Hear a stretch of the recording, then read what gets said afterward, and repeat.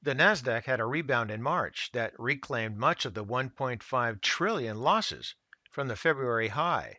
However, analysts are warning that the Nasdaq may face more downside if bond yields continue to pressure the high-flying stocks such as the tech companies. According to a study from Ned Davis Research, an increase in 50 basis points in the 10-year Treasury yield could lead to a bear market for the Nasdaq with a decline of as much as 20%.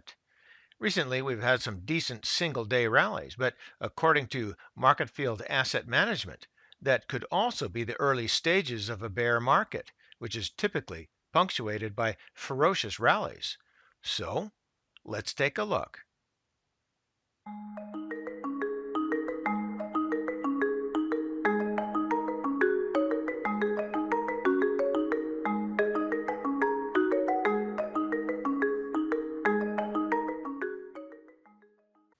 According to Marketfield Asset Management, evidence continues to mount that the technology sector has finally relinquished its position as a key global leadership.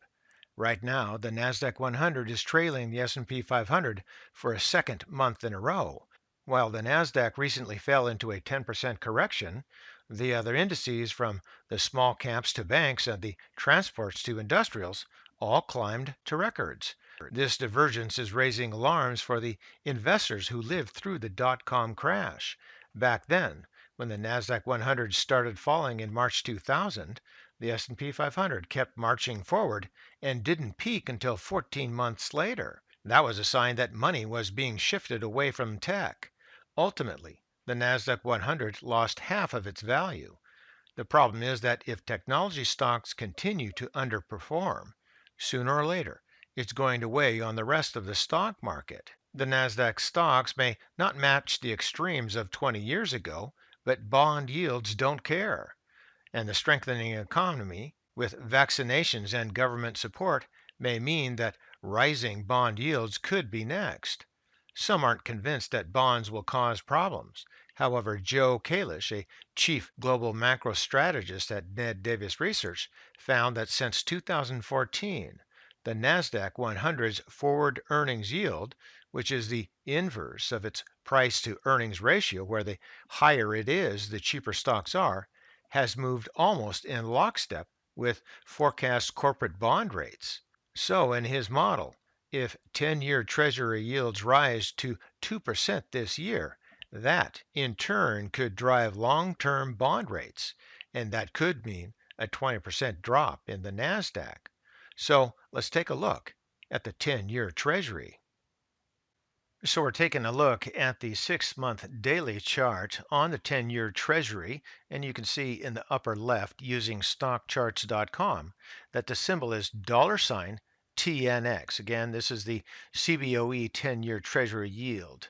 And as you can see, it indicates 16.41, and again, they don't get the math. It's actually 1.641, but who am I? Now, looking at this chart, you can see since early October, this has run up. The yield has run up in a stair-step fashion all the way up here to the current level. Now, in the upper portion of the chart, you can see the RSI. You see that peak here, and then this peak here, and then the current level here. So the RSI is weakening over, say, the last 4 weeks or so. In my mind, that means that perhaps the Treasury yield may at least take a rest here before marching higher. I think it will march higher, but not immediately. I think it's about time to take a rest, and that's also shown here in the lower portion of the chart. This is the MAC. You can see that the fast line, which is the black line, is moving in lockstep with the slow line or the red line. Now, that could mean that the interest rates can continue to increase. However, as you can see that there was good separation between the fast line and the slow line moving through February and into March. But now that the fast line is moving along with the red line, the slow line, I think that things are weakening as the RSI showed. So I think that the fast line will come through the downside soon enough.